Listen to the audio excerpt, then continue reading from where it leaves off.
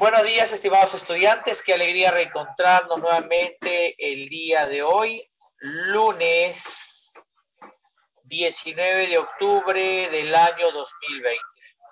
Hoy nosotros, en la clase de Historia del Perú, vamos a hablar acerca del gobierno revolucionario militar, ¿correcto? Encabezado por el entonces presidente Juan Velasco Alvarado, el general Juan Velasco Alvarado.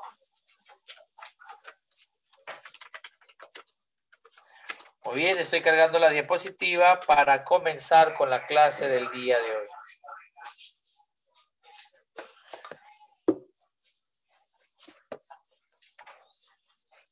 ¿Listo? Comparto.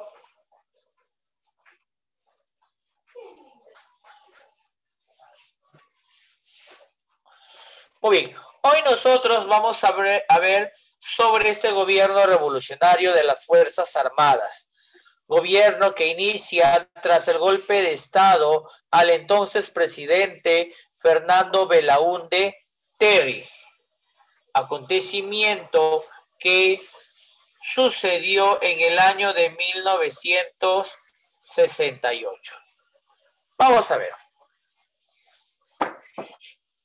Tras el último año del gobierno de Belaúnde Terry, se firma un acta conocida como el Acta de Talara, en el cual la compañía IPC, International Petroleum Company, una compañía norteamericana, iba a devolver al Perú, estaba devolviendo al Perú los yacimientos de La Brea y Pariñas. Yacimientos que están en el norte del Perú, específicamente en el departamento de Piura. Y tras la devolución de Brea y Pariñas, se iba a formar la Compañía Petrolera Fiscal, una compañía peruana que se iba a encargar de la explotación, refinamiento y distribución del petróleo. Y uno de los compradores iba a ser la compañía IPC. Belaúnde, con bobos y plantillos, anuncia en el Congreso dicho acontecimiento que iba a traer al Perú un gran beneficio, ¿correcto? La IPC iba a mantener la refinería de Talara encargada de procesar los derivados del petróleo que consumíamos. Para solucionar este problema, Belaúnde mandó a construir la refinería de Conchán, acá en Lima. Entonces, ¿qué significaba? Que los petróleos de Brea y Pariñas iban a venir acá a la refinería de Conchán y iban a procesar el petróleo para evitar que la IPC tenga todo el monopolio. Muy bien, hasta ahí todo bonito, no había ningún tipo de problema. El pueblo peruano estaba contento porque por fin se estaba recuperando lo que era Brea y Pariñas. Pero sucede algo muy interesante. El entonces expresidente de la IPC, Loret de Mola, después de su renuncia, denunció ante la comunidad, ante la prensa, la desaparición de la página número 11. Eso vimos en la clase pasada. Página en la cual estaba estipulado el convenio o el trato entre la IPC y el Estado peruano. Supuestamente en esa página, aparentemente, no se sabe todavía ciencias ciertas, se establecía que el precio del petróleo estaba por debajo del precio del mercado, trayendo como consecuencia graves pérdidas económicas para el Estado peruano, pero un gran beneficio para la IPC. Muy bien. Eso es denunciado. El Congreso, la población, todos automáticamente comienzan a rechazar y a preguntar qué es lo que pasó, qué es lo que sucedió, qué había en esa página 11, que hasta el mismo Belaúnde desconocía. Ante ese hecho y ante las críticas de los militares, ante las críticas de la iglesia y de todos los sectores de la población, Belaúnde decide toma medidas drásticas. Una de ellas es cambia por completo su gabinete. Pero ello no fue una medida No fue una medida concreta, no fue una medida que ayudó a calmar la situación de inestabilidad que se vivía en el Perú. Es ante ese hecho que el 2 de octubre de 1968, en la madrugada, el Comando Conjunto de las Fuerzas Armadas, en otras palabras, los militares, encabezados por el general Juan Velasco Alvarado, tomen el poder y derroquen al presidente Belaúnde y lo exilien. Entonces, se da el golpe militar del año 68. Los militares, encabezados por Velasco, anhelaban superar el subdesarrollo del país, del Perú, terminar con la dependencia económica con respecto a las economías desarrolladas y sus capitales transnacionales. Recordar que durante el gobierno o el oncenio de Leguía, el capital que se había instaurado en el Perú era capital norteamericano. Entonces el objetivo de los del gobierno militar era terminar con esa dependencia económica del país para el capital extranjero. Era que el país generara su propia industria. Entonces intentaron romper los círculos internos de poder que se encontraban en manos de una élite excluyente y marginadora. Los generales nacionalistas plantearon erradicar los enclaves imperialistas, las empresas, los negocios que estaban en manos de capital extranjero. Según el historiador Peter Klein, para alcanzar estos objetivos era fundamental que el gobierno estableciera una solidaridad social y una armonía entre todas las clases sociales. El gobierno militar impulsó un desarrollo antiimperialista llamado el Septenato, que se estableció entre los años de 1968 y 1975. Es bajo ese contexto que Velasco establece el denominado Plan Inca.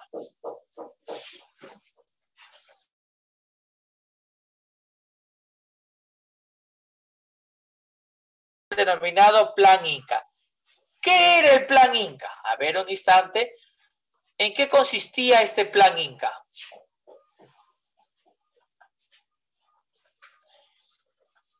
Este Plan Inca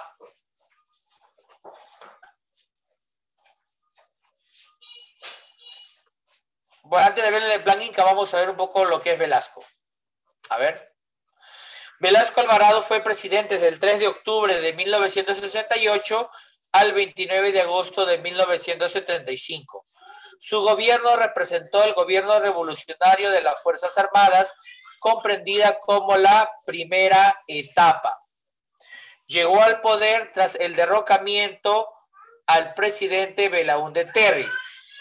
Velasco Alvarado posteriormente es derrocado por el general Francisco Morales Bermúdez. A Velasco lo conocían como el Chino. Muy bien. El Plan Inca. El Plan Inca era el proyecto encabezado por los militares que buscaba combinar la acumulación del capital estatal con el capital privado. ¿Qué significa? Buscaba una economía mixta, donde el Estado interviniese en esta economía y que los sectores privados también ayudasen al desarrollo, pero que no existiese una hegemonía de un solo sector. Todo ello para mejorar la redistribución de las riquezas mediante el llamado capitalismo estatal o capitalismo del Estado. El gobierno tomó la posesión de las principales industrias estratégicas, comenzó a expropiar los yacimientos petroleros, comenzaba a estatizar la industria, mantuvo las puertas abiertas al capital externo, al capital extranjero que venía a invertir al Perú. El objetivo del Plan Inca era reforzar o desarrollar la industria nacional que el Perú no dependiera de industrias extranjeras, sino que en el Perú también se desarrollasen los productos que existían en el exterior. Todo ello se llevó a cabo en todo este plan denominado el Plan Inca. Algunos acontecimientos dentro de su gobierno: nacionalizó los ferrocarriles, nacionalizó los yacimientos mineros, nacionalizó los servicios públicos, confiscó la prensa en el 74, renovó el material militar obsoleto que poseíamos, convirtiéndonos en una de las potencias sudamericanas militarmente, creó el Sistema Nacional de Defensa, restableció las relaciones diplomáticas con Cuba, estableció el quechua como segundo idioma oficial. En su gobierno también se produce el asesinato del pesquero Banchero Rossi, se produce el terremoto del 70. Asimismo, desde finales de su gobierno se produce el enfrentamiento entre la Guardia Civil y la hoy PNP y los militares, hecho que trajo un excesivo alto de hechos delictivos. A ver, continuamos. Uno de los principales logros de Velasco fue la llamada reforma agraria. Esta reforma agraria la planteó el 29 de junio de 1969 durante las celebraciones por el Día del Indio o Día del Campesino. En esta reforma agraria, el Estado expropió los grandes complejos industriales de las costas, de las cuales el 60% de las acciones eran de propiedad extranjera. Todas las haciendas que habían en las costas, las azucareras, eran de propiedad de compañías extranjeras. Entonces, Velasco nacionaliza, expropia estas tierras, correcto, elimina los latifundios y establece los nuevos sistemas de propiedad en pequeña y mediana, formándose las cooperativas, donde donde estos nuevos sistemas eran trabajados directamente por los campesinos. ¿Qué significa? Que expropió la tierra de los grandes terratenientes y comunales y entregó esas tierras a los campesinos. Pero no tan solo fue las tierras, sino también expropió lo que era la maquinaria, el ganado y todas las instalaciones se comprendían de ellas. A raíz de esta expropiación, el Estado iba a indemnizar a todos los propietarios con unos bonos. Estos bonos iban a ser pagados entre 20 y 30 años, bonos que serían invertidos en la industria. Pero lamentablemente no funcionó. Se formaron propiedades corporativas como asociaciones, como las cooperativas agrarias de producción social, como las sociedades agrarias de interés social. Estas cooperativas agrícolas tenían el objetivo de impulsar la agricultura en el país, de mejorarla, de dignificarla y de proveer al campesino, ya dueño de sus tierras, todas las herramientas, el capital y los materiales necesarios para que comience con la producción. La idea de la reforma agraria estaba correcta, pero dentro de la aplicación, con el correr del tiempo, trajo un gran déficit dentro de la agricultura. ¿Por qué? Porque muchas de estas asociaciones, muchas de estas cooperativas estuvieron integradas específicamente por trabajadores del campo, quienes desconocían por completo la forma de manejo de una cooperativa. El campesino conocía cómo labrar la tierra, cuándo cosechar, conocía todo ese proceso, pero la parte administrativa lo desconocía por completo. El Estado los dejó solo. Creyó que dándoles las tierras ya había solucionado el problema, pero venía la otra parte, cómo poder administrar ello. Es por esa razón que Con el tiempo, los campesinos demostraron no estar preparados para manejar eficientemente las cooperativas y sociedades. Muchas de esas cooperativas y sociedades se endeudaron porque comenzaban a otorgar créditos. Los campesinos, al desconocer todo este proceso, comenzaban a delegar esas funciones a otras personas quienes se aprovechaban y cometían muchos actos de corrupción. Esta reforma agraria dada por Velasco tenía un tinte muy importante, un tinte de identificación de la dignidad del campesino, pero que con el tiempo no hubo un asesoramiento y un seguimiento adecuado que trajo consigo la caída del sector agrario.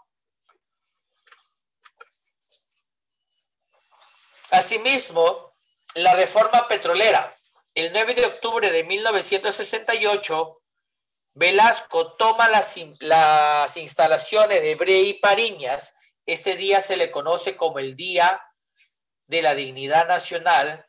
Expropia las petroleras a la compañía IPC y quien se encarga de la administración de estos nuevos establecimientos fue la empresa petrolera fiscal, posteriormente conocida como Petroperú.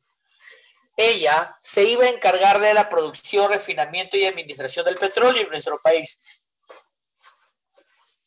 Pero con el tiempo, el Estado norteamericano comenzaba a presionar al Estado peruano, al gobierno peruano, para que pague una indemnización a la IPC por la expropiación abrupta de sus instalaciones.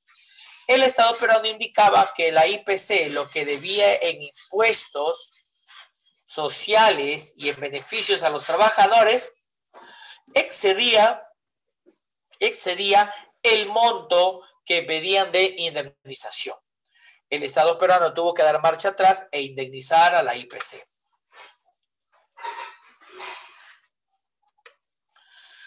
En el aspecto político, Velasco comenzó una persecución donde las libertades y los derechos poco a poco fueron acortándose. En primer lugar, todo movimiento que estaba en contra, todo movimiento social que estaba en contra del gobierno era considerado un movimiento ilegal. Y el objetivo era erradicarla. Asimismo, comenzó a suprimir los derechos de libertad de expresión. En primer lugar, en el 70, establece un estatuto de libertad de prensa en donde indica que los medios de comunicación iban a recibir una sanción, ¿correcto?, por difamación.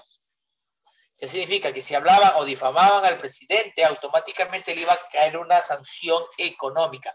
Asimismo, prohibió que los extranjeros sean propietarios de las acciones de las empresas de telecomunicaciones. El segundo acontecimiento de esta supresión de la libertad de expresión fue en el año 71, donde obligó a los canales de televisión y radios vender el 25% de sus acciones al Estado peruano. Y por último, en 1974, confisca por completo todas la radio y la televisión, expropiándolas de sus verdaderos dueños. Su política de Velasco no era ni capitalista ni comunista. Él indicaba que estaba aplicando el régimen velasquista, pero tuvo un acercamiento hacia países socialistas como Rusia, Cuba, Hungría y un acercamiento al gobierno de Chile del presidente Allende antes del golpe de estado de Pinochet a Allende. En el aspecto social, creó los SINOMOS, que era el Sistema Nacional de Apoyo a la Movilización Social, donde estos SINOMOS apoyaban al gobierno a través de marchas y manifestaciones que mostraban que estaban a favor de las medidas dadas por el gobierno revolucionario militar. Comienza un proceso de reforma educativa donde establece el sistema de educación primaria gratuita y secundaria la convierte en educación laboral, donde los estudiantes al terminar su secundaria salían con una profesión para poder desarrollarse en cualquier campo.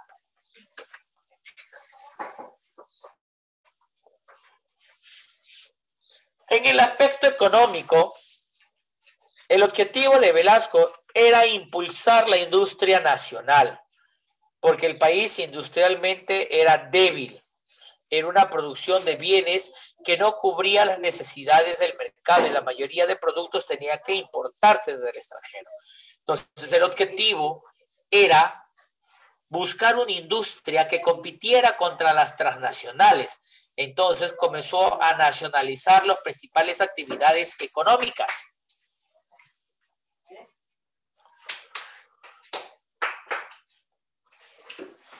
De esta forma, muchas empresas son nacionalizadas. Ya vamos a terminar. Una reforma industrial en el 70, donde muchas empresas son nacionalizadas y se abre paso a la industria nacional. La reforma minera del 69, donde expropia los grandes yacimientos, no tan solo ya de la IPC, sino de otras compañías extranjeras, anulando el decreto supremo de Odría, en donde el Estado peruano comenzaba el proceso de explotación directa de los yacimientos mineros del Estado. Dentro de la reforma pesquera, a pesar que era un sector que exportaba constantemente y estaba en crecimiento, no se veía,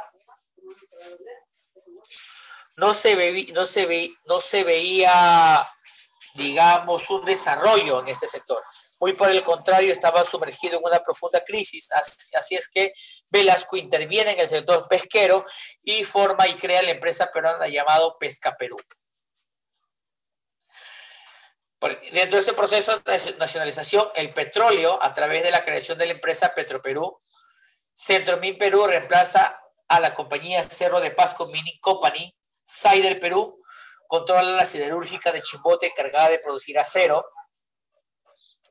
Morabeco, encargada de la producción industrial, acá está Morabeco. Enafer Perú, que administraba los ferrocarriles. Entel Perú, empresa nacional de telecomunicaciones, a cargo de la telefonía y las telecomunicaciones. Hierro Perú, encargado de la producción en Marcona. Entur Perú, la empresa de desarrollo del turismo. Y Electro Perú, empresa para electricidad.